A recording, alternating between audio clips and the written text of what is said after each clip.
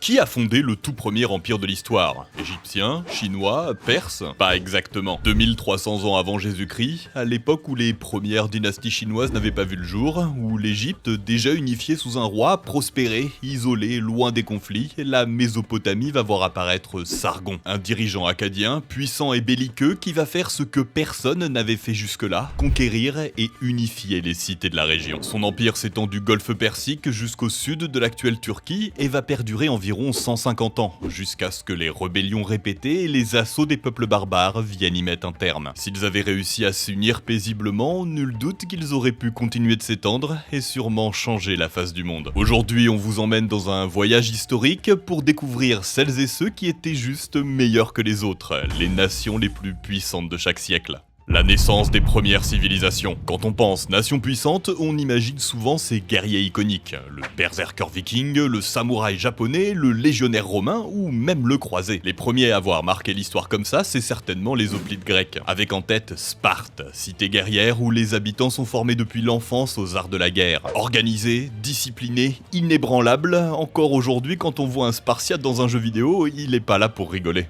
Et si tu veux tester les prouesses militaires de la Grèce, tu peux le faire sur Rise of Kingdom qui sponsorise la vidéo. Le numéro 1 de la stratégie sur mobile est maintenant sur PC, pour des contrôles encore plus précis. Choisis parmi 14 civilisations, France, Chine, Égypte ou la Grèce qui vient de sortir. Avec des généraux historiques comme Périclès ou Pyrrhus pour dominer le champ de bataille, leurs techniques de combat sont imbattables. Parfait pour revivre les plus grandes confrontations de l'humanité. Une toute nouvelle carte arrive, le siège d'Orléans, une page énorme de l'histoire de France. Mais il n'y a pas que le combat, tu dois aussi construire ta ville, améliorer tes armées et entraîner tes champions. Faut bien se préparer, il y a plus de 100 millions de joueurs qui vont tenter de t'asservir. Tu trouves ça dur? T'as peur de te lancer? T'en fais pas, l'interface est simple et si t'as besoin d'aide, invite tes amis pour créer une alliance. Ensemble, affronter des hordes d'adversaires dans des batailles d'équipes dantesques. Tout ça en temps réel, comme sur l'Arche d'Osiris, un combat 30 versus 30 sur une carte géante. Profitez de l'écran du PC pour voir parfaitement l'action. Laissez le jeu et vos skills décider pour de bon qui était la meilleure civilisation. Alors, avec laquelle choisirez-vous de vous battre pour atteindre le sommet? Le mieux, c'est gratuit. En plus, l'équipe a doublé leur nouveau trailer. On les remercie énormément pour leur confiance. On a pu présenter le jeu avec un de nos chibis, c'était super à mettre en scène. Conquérez aux côtés de la Grèce, couvrez-vous de gloire,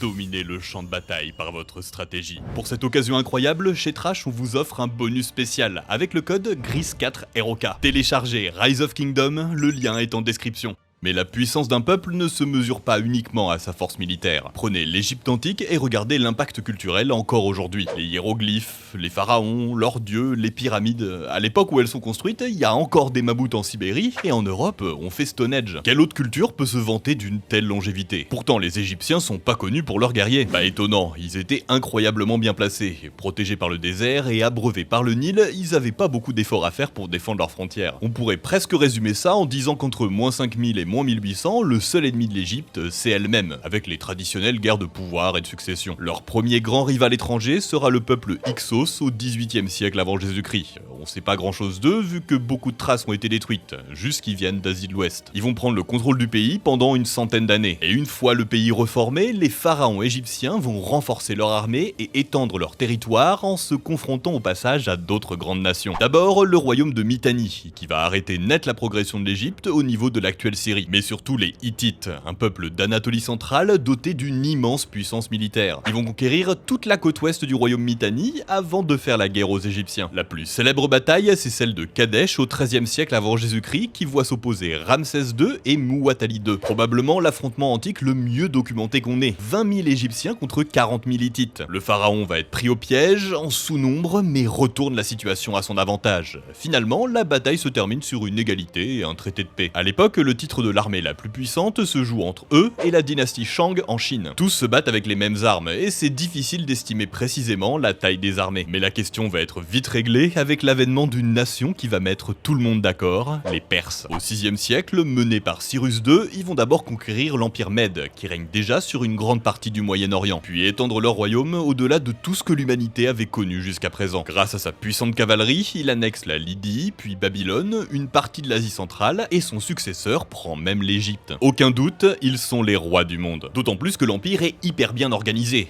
Ils laissent les peuples conquis garder leurs lois et religions, divisent le royaume en zones contrôlées par des gouverneurs et construisent un vaste réseau de routes. Mais leur suprématie a des limites. À l'ouest, la Grèce leur résiste. À l'époque, c'est pas encore un pays. La région est organisée en grandes cités indépendantes qui partagent une culture commune mais ont chacune leur fonctionnement. Vous connaissez les deux plus puissantes, Athènes et Sparte. Le truc, c'est que la menace d'une invasion va forcer les Grecs à s'unir. Même si l'armée perse est plus grande, les soldats grecs, eux, sont mieux formés et avec un meilleur équipement. La première grande bataille se passe à Marathon. 6000 Perses meurent contre seulement 192 Athéniens. Alors, quelques années plus tard, les Perses, menés par Xerxès, montent la plus grande armée jamais vue jusqu'à présent, entre 200 et 500 000 soldats. Et ça se passe très mal, les Grecs enchaînent les défaites. C'est là que se déroule entre autres la fameuse bataille des Thermopyles, que vous avez peut-être vu dans 300, où une partie de l'armée spartiate sera massacrée. C'est grâce à un stratagème qu'ils vont réussir à engager le combat dans le détroit de Salamine. Les Perses, qui ne peuvent pas manœuvrer leur gigantesque flotte dans un si petit espace, sont pris au piège. Un tiers de leurs bateaux sont coulés, c'est le début de la fin. Les cités grecques reprennent petit à petit du terrain, tout en continuant à se disputer entre elles. C'est dans ce contexte qu'une nouvelle grande nation va émerger, la Macédoine. Historiquement, ils étaient plutôt alliés des Perses, mais fortement influencés par la culture grecque. Quand Philippe II monte sur le trône, il modernise l'équipement et les techniques militaires. Il profite de la situation confuse pour unifier les cités grecques sous son contrôle et se rapproche de son objectif final, faire la guerre aux Perses. Sauf qu'il est assassiné. C'est donc son fils qui monte sur le trône pour réaliser le rêve de papa, son nom, Alexandre le Grand. Avec son armée expérimentée, sa propagande bien huilée de vengeance contre les Perses et son génie militaire, Alexandre part en guerre. Son règne dure seulement 13 ans, suffisamment pour marquer les esprits pendant plus de 2 millénaires. Il s'empare rapidement de l'actuelle Turquie, s'enfonce jusqu'en Égypte où il fonde Alexandrie et se fait couronner pharaon, puis marche sur l'intégralité de l'Empire perse, poussant même au-delà de ses frontières jusqu'en Inde. Malheureusement, il est emporté par la fièvre à 32 ans avant d'avoir pu consolider son empire qui se fragmente à sa mort. Ses conquêtes vont changer la face du monde, faisant de lui une figure mythique, un modèle, le conquérant ultime. Mais surtout, ça va imposer la culture grecque sur toute cette partie du globe. Pendant plusieurs siècles, les intellectuels parlent, pensent et écrivent grec. S'il fallait élire le premier peuple à gagner la guerre culturelle, aucun doute, c'est eux. L'avènement des empires. La chute d'une puissance cache toujours la naissance d'une autre. Au IVe siècle avant notre ère, Chandragupta prend le pouvoir en Magadha, le plus grand des royaumes indiens. Profitant des guerres de succession autour de l'empire d'Alexandre, il étend très vite son royaume, mêlant force brute et subtile alliance politique. À cette époque, son armée est certainement la plus puissante du monde. 600 000 soldats et plusieurs milliers d'éléphants de guerre, c'est quasiment toute l'Inde actuelle et l'ouest du Pakistan qui tombent sous le contrôle de cette nouvelle puissance, l'Empire Maurya, qui prospérera pendant 150 ans. Mais de l'autre côté du globe, une autre superpuissance émerge. Au départ, une simple cité influencée par les cultures grecques et étrusques, sont traumatisées par les invasions gauloises du IVe siècle avant Jésus-Christ, notamment la mise à sac de leur capitale. Ils prennent alors une décision. Les traditionnelles armes lourdes et boucliers rondés grecs, ils vont s'inspirer de ceux qui les ont battus. Ils enfilent des côtes de mailles, se battent à l'épée, agrandissent leurs boucliers pour qu'ils les protègent entièrement et vont rapidement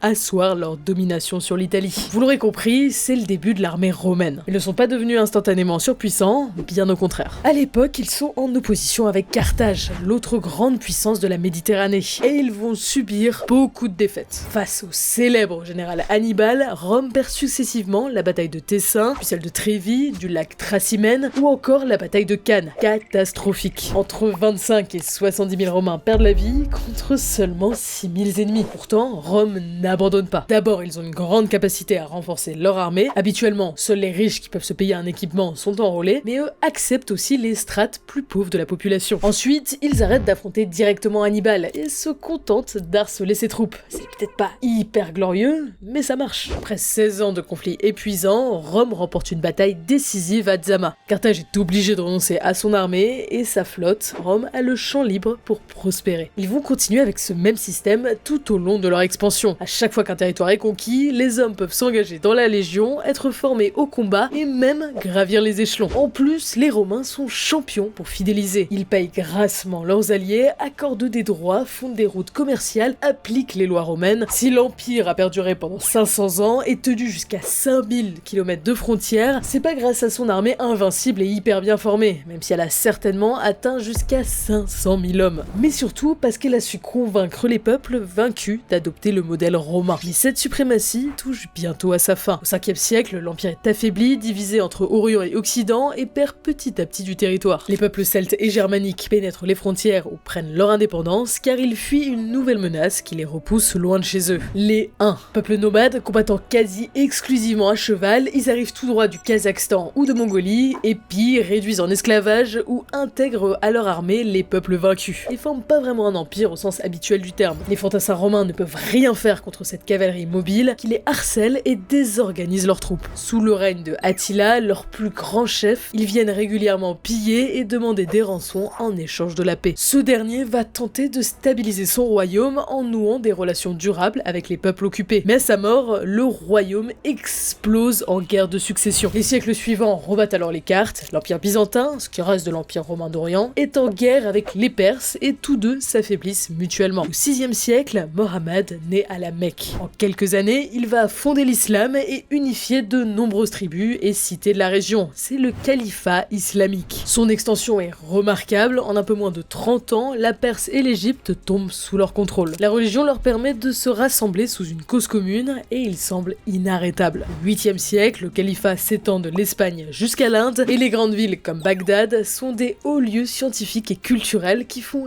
rayonner l'Empire. À cette période, un seul autre endroit peut se vanter d'être aussi prospère, c'est la Chine. La dynastie Feng a stabilisé la région, contrôle de la route de soie, règne sur plus de 50 millions de personnes et sa capitale est sûrement la ville la plus peuplée du monde. Les deux empires partagent des frontières et se sont même affrontés à Talas en 751. Bataille massive opposant entre 30 et 200 000 hommes de chaque côté. Bon, ça c'est suivant ce que raconte l'histoire, en tout cas, c'est le califat qui l'emporte. Ça ne fait qu'affirmer la puissance musulmane. Mais des guerres et conflits internes affaiblissent petit à petit le pouvoir en place, jusqu'à que les Turcs, qui se sont imposés comme la force militaire de la région, prennent le pouvoir à la fois dans l'Empire byzantin et sur la côte méditerranéenne. C'est en partie ce qui donne aux Européens envie de lancer des croisades. Moins tolérants que les Arabes du califat avec les pèlerins européens, Jérusalem est une destination plus dangereuse et moins bien défendue qu'à l'époque. Mais c'est surtout la fin d'un âge d'or pour l'Orient qui voit sa plus grande force disparaître, son unité. Le dernier millénaire, le XIIIe siècle, va être marqué par la naissance d'un homme qui va être à l'origine du plus immense empire continu jamais fondé. 7 fois la taille de l'Empire romain, 6 fois celui d'Alexandre le Grand. Il s'appelle Temujin, un simple chef de clan, à ceci près que c'est un excellent guerrier et surtout un fin politicien. N'hésitant pas à exécuter les nobles ou les figures de pouvoir qui s'opposent à lui, il réussit à unifier les tribus de la région sous le nom de Mongols, puis devient leur chef suprême, le Gengis Khan. Comme les Huns avant eux, les Mongols sont des archers montés redoutables, qui mettent à mal toutes les armées qu'ils rencontrent. En plus de ça, ils obtiennent rapidement la poudre à canon chinoise lors de leur conquête, qui leur permet même de menacer les cités les mieux protégées. À sa mort, les descendants de Gengis Khan continuent son œuvre, s'emparant de la Chine, de la Corée et de l'Europe orientale, allant même jusqu'à attaquer la Grèce et la Pologne. À son apogée, l'empire mongol mesure plus de 33 millions de kilomètres carrés. Finalement, le pouvoir se dilue petit à petit entre ses petits-enfants, l'un se fait même couronné empereur de Chine et coupe définitivement avec la tradition nomade. Au XIVe siècle, de nombreux états turcophones prennent leur indépendance après les assauts répétés des Mongols qui fragilisent les restes du sultanat seldjoukide. Un d'entre eux va tirer son épingle du jeu et devenir la principale puissance turque, l'État ottoman. Ses dirigeants profitent de l'effondrement de l'Empire byzantin et des tensions en Europe de l'Est pour agrandir leur empire. Mais surtout, ces sultans vont renouer avec une tradition romaine qui avait été oubliée jusque-là. Ils fondent une armée professionnelle avec des soldats qui touchent un salaire et des corps d'armée spécialisés qu'on peut mobiliser à tout moment. Une révolution pour l'époque. D'ailleurs, l'Europe va s'y casser les dents, lors de la bataille de Nicopolis, où les croisés, notamment français, sous-estiment la puissance de l'armée ottomane et se font massacrer et capturer sans difficulté. Malgré des conflits avec les turco-mongols de Tamerlan à l'est, qui leur infligent des défaites, l'Empire ottoman continue de prospérer. La Grèce, la Bulgarie, l'Égypte et la Syrie sont annexées pour atteindre son apogée au XVIe siècle, sous Soliman le Magnifique. politique. L'Empire contrôle le sud de la Méditerranée, les troupes ottomanes vont jusqu'à faire le siège de Vienne et forment même une alliance avec la France qui durera 2 siècles et demi. Impossible de parler de puissance militaire sans évoquer la dynastie Ming en Chine, qui à son pic a certainement atteint le million de soldats. Après, c'est difficile d'estimer ce qu'aurait donné une guerre ouverte. Le XVIIe siècle est sûrement l'un des plus durs pour désigner un vainqueur. Ottomans, Espagnols, Français ou même les Pays-Bas qui deviennent l'une des plus puissantes nations commerciales de cette époque, tous eurent leur heure de gloire. Mais on peut sûrement accorder le XVIIIe à la France, où se chevauche à la fois la fin du règne de Louis XIV, la Révolution française et l'arrivée de Napoléon au pouvoir. C'est le siècle des Lumières, difficile de faire mieux à la fois en puissance militaire et rayonnement culturel. Pour le XIXe, c'est sans aucun doute le Royaume-Uni. Après la défaite de Napoléon, plus personne ne peut les arrêter. La révolution industrielle leur fait prendre un temps d'avance sur le reste du globe et leur empire colonial regroupe plus de 400 millions de personnes, 23% de la population mondiale à son apogée. Et évidemment, le grand vainqueur du XXe siècle, c'est les États-Unis. De loin la plus grande puissance militaire, vainqueur de la guerre froide, pionnier de la course à l'espace et de toutes les avancées technologiques. Ils ont complètement imprégné l'Occident avec leurs idées, cultures et modes de consommation. Après la Seconde Guerre mondiale, on a carrément repensé l'économie autour du dollar en faisant la seule monnaie convertible en or. C'était leur langue qu'on parlait, leur argent qu'on utilisait, leurs médias qu'on regardait. Mais aujourd'hui, on a changé de siècle et faut se rendre à l'évidence. Donc le SAM est pas complètement fini, mais la nation est sur le déclin. Si on s'en fie à l'histoire, à chaque fois qu'une puissance émerge, c'est pour mieux disparaître. Vous savez maintenant les meilleures civilisations. Vous avez tout en main pour choisir la bonne, vous rendre sur Rise of Kingdom et devenir le meilleur. Merci encore à eux de nous soutenir. C'est le moment de vous lancer dans la conquête du monde avec notre code bonus, téléchargez-moi ça en description. D'après vous, qui va devenir la puissance du 21e siècle? Est-ce que c'est le grand retour de la Chine, l'heure de gloire de l'Inde, de Dubaï, de la Corée? Ou bien est-ce qu'encore une fois, un pays qu'on n'a pas vu venir va profiter du chaos ambiant pour se faire une place dans la cour des grands? Dites-nous ce que vous en pensez, on a hâte de savoir.